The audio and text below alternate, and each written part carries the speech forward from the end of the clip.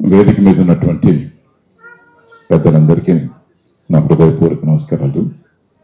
వచ్చేసినటువంటి అతిథులందరికీ మరొకసారి నా ధన్యవాదాలు, నమస్కారాలు తెలియజేసుకుంటున్నాను.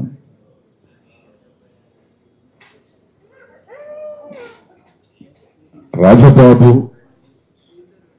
మంచికి నిదర్శనం, స్నేహానికి అతి ముఖ్యమైనటువంటి వ్యక్తి. ఆయనతో కలిసి చాలా సీరియల్స్ చేయడం, ఎన్నో వందల ఎపిసోడ్స్ కలిసి పనిచేయడం జరిగింది. సో ఎంత సరదా అయినటువంటి మనిషి అంటే మాటల్లో చెప్పలేను. ఎన్ని మాటలు చెప్పినా కూడా ఆయన వినయానికి, ఆయన యొక్క స్నేహస్నేహితుకి తక్కువ అవుతుంది. ఎంత సరదా మనిషి, ఎంత సరదా మనిషి. కానీ చూడటానికి నాకంటే పెద్దవాళ్ళగా కనిపిస్తున్నా ఇప్పుడు తెలిసింది నేనే ఒక రకంగా పెద్దవాడినేమో.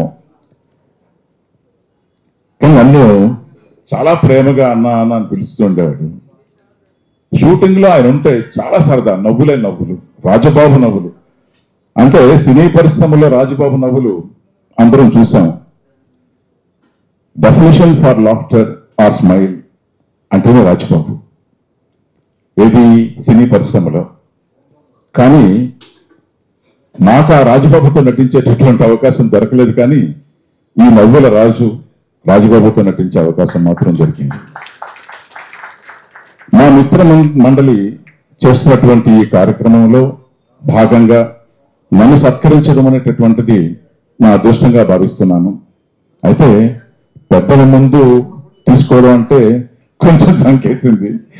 ఎందుకంటే నాకు అంత పొజిషన్ ఉందా, ఇంత ఆతిథ్యానికి అయితేనేమి, ఇంత సత్కారానికి ఎంతవరకు నేను సబబో నాకు తెలియదు. కానీ ఏదేమైనా మా గోపాలన్నయ్య, మా రామారావు అన్నయ్య, ఇలాంటి మన నారాయణరావు అన్నయ్య మంద్ర ఈ స్టేజ్ మీద ఉన్నటువంటి అవకాశం దొరికింది కనుక ఒక రకమైనటువంటి ఆనందమే.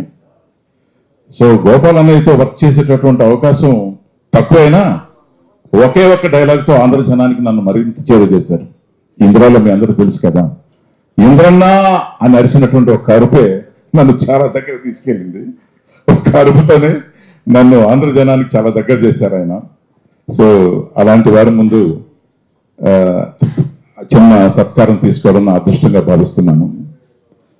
ఇక్కడ ఎదురుగా చేరి అన్నయ్యను పొగడం సబబో లేదో నాకు తెలియదు. కానీ సినీ పరిశ్రమలో నాకు ఇష్టమైన వ్యక్తుల దగ్గరికి చేరువ కాలైనటువంటి సందర్భాలు ఉన్నాయి. అది రెస్పెక్ట్ అంటామో, భయం అంటామో. అది ముఖ్యంగా చెప్పుకోదగినటువంటి విషయం ఏంటంటే రాఘవేంద్రరావు అన్నయ్య దగ్గర ఆయన అంటే నాకు విపరీతమైన గౌరవం.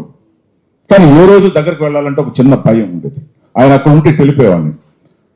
తెలియనటువంటి వాళ్ళు ఏమనుకుంటారంటే నా face is the index of the mind అంటారు. కానీ బట్ నా విషయంలో మాత్రం face is not the index of the mind.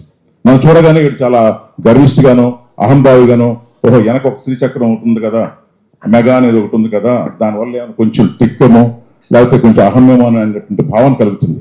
కానీ నాకేమో అంటే భగవంతుడు నాకు షయ్యను, ఒక చిన్న భీతి, పెద్దల పట్ల రెస్పెక్ట్ అనేటటువంటి దానివల్ల మనుషులకు చేరువగాలేకపోయాను. అదే నా ఇండస్ట్రీలో నా ఫెయిల్యూర్కి ఒక విధంగా కారణం.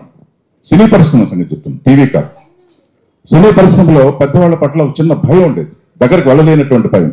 ఎందుకు చెప్తున్నానంటే ఇలాంటి లోపాలు ఎవరికైనా ఉంటాయి సరి చేసుకుంటారని ఉద్దేశంతో చెప్పడమే. సో రాఘవేంద్రరావు గారిని అలా చూడగానే భయం వేసి ఇట్లా, ఇంక్లూడింగ్ మా నాగబాబు పక్కన ఉన్నా కూడా మీరు నాగబాబు అని చెప్పి నేను తప్పించుకొని తిరిగేవాడిని. ఎందుకంటే ఒక భయం, ఏదో తెలియని భయం. కానీ అమిత రెస్పెక్ట్ ఉండేది ఆయన అంటే. ఎందుకంటే they are the definition for behaviour.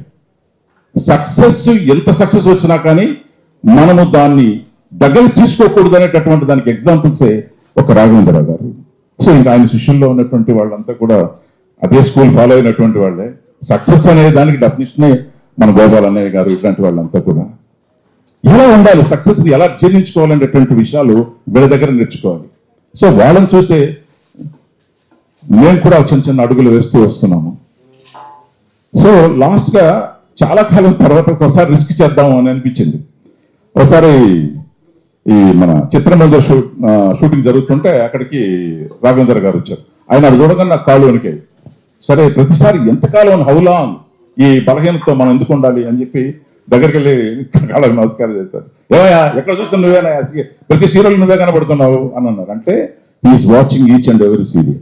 అంటే చాలా కాలంగా తెలుసు నాకు. కానీ ఎవరు చెప్తుండేవాళ్ళు పక్కన ఉన్నటువంటి వాళ్ళు, అన్నా ఇట్లా సారు ఇట్లా Kasturi serial everyday use to watch, ప్రతి ఎపిసోడ్ ఆయన చూస్తున్నారు, మీ పెర్ఫార్మెన్స్ గురించి కూడా ఈ టాక్ అబౌట్ యూ అని చెప్పడం జరిగింది.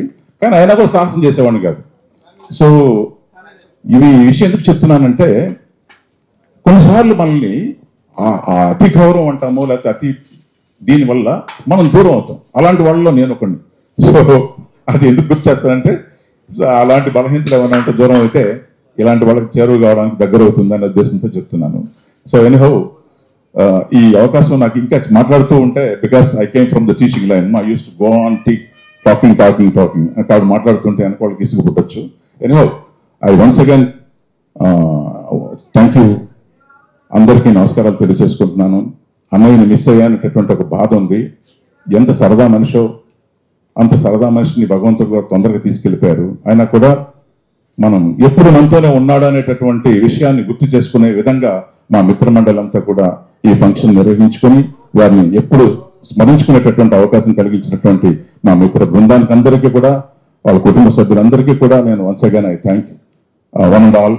And at the same time I once again thank my అన్నయ్య స్టేజ్ మీద ఉన్నటువంటి పెద్దలందరికీ వన్స్ అగైన్ ధన్యవాదాలు తెలియజేసుకుంటూ, ఈ అవకాశం ఇచ్చినటువంటి పెద్దలందరికీ వాళ్ళ కుటుంబ సభ్యులందరికీ వచ్చేసినటువంటి అతిథులందరికీ వన్స్ అగైన్ నమస్కారాలు తెలియజేసుకుంటూ thank you one and all.